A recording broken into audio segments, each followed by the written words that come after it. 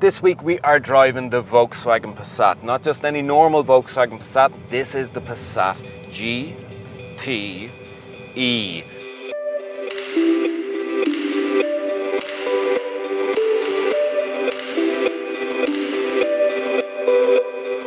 216 brake horsepower. Now what's that made up of?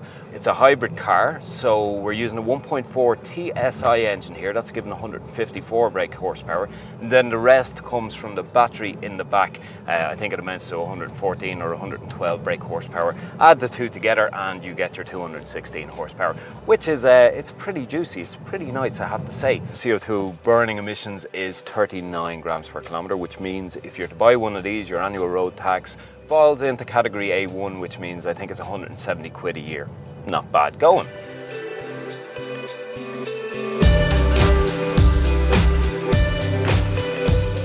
Right, on paper this car, Volkswagen tell us, returns a fuel economy of 1.7 litres per 100 kilometres on average between urban and suburban driving. Of course, I'm not achieving that because the good people in Volkswagen have thrown this special little GTE button in here. Steering's more responsive, throttle response is better. It changes everything and it's so sweet. It's a perfect mix of your battery as well as that 1.4 TSI engine.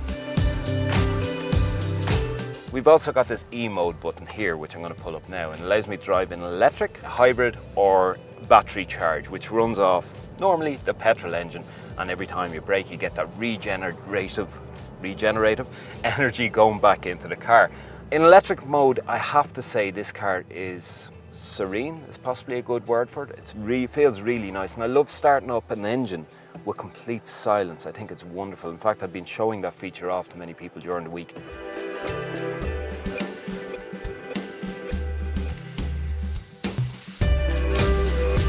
With this car you get all the comforts that you'd find in a normal Volkswagen Passat. Great room to the back here, and not as good as Skoda Superb. I've said it before, and Tim's going to put in a link to our Skoda Superb review. Volkswagen may have shot themselves in the foot by releasing such a good car from Skoda.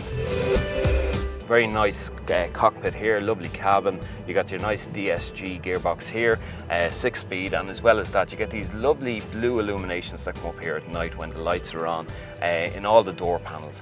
Now what's the difference on the exterior in comparison with, let's say, a normal Passat?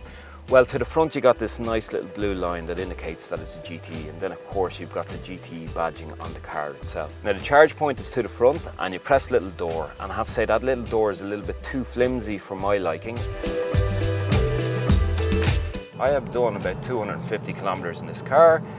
Now granted, I have used that GTE button on more than one occasion, and my average consumption at the moment is 3.7, that's quite good, and my average consumption since I got the car is 7.7 litres per 100 kilometres. Again, that's a mile off the 1.7 fuel economy they reckon this car can return, but as I said, I have to be fair, I've been using that GTE button and I've been really enjoying this car. Great power in it. What are you going to be paying? Wow, you're going to be paying north of 42,000 euros. So you got to question yourself, is the fuel economy going to be enough for you to spend that extra spondulics on the GTE version? I don't know, I doubt it, to be honest with you, because you will get a good return from a diesel or even a petrol model Passat. It all depends on your mileage. You have to do the maths. And the other thing you have to do is you have to change your attitude to driving if you sit inside one of these things. Inside one of these things. Now, a couple of things before I start saying about the button over here that says subscribe. Press it, by the way, if you can. Subscribe to our channel. Electric vehicles in Ireland, they don't work. Why don't they work?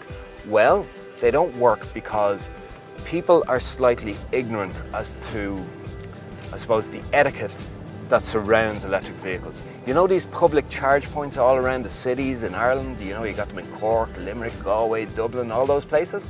Well, people who don't own electric vehicles have this tendency to park there constantly. Please don't do that, folks. They are for charging cars. Anyway, apart from that, that is the Volkswagen Passat GTE. That is the subscribe button over there. Press it. We have loads of videos on the way. In fact, I think this week we're also going to be releasing, or we might have already done it, depends on how quick this is edited, a Volvo S90 review. Have a look at that. Beautiful car. That'll do. Be good.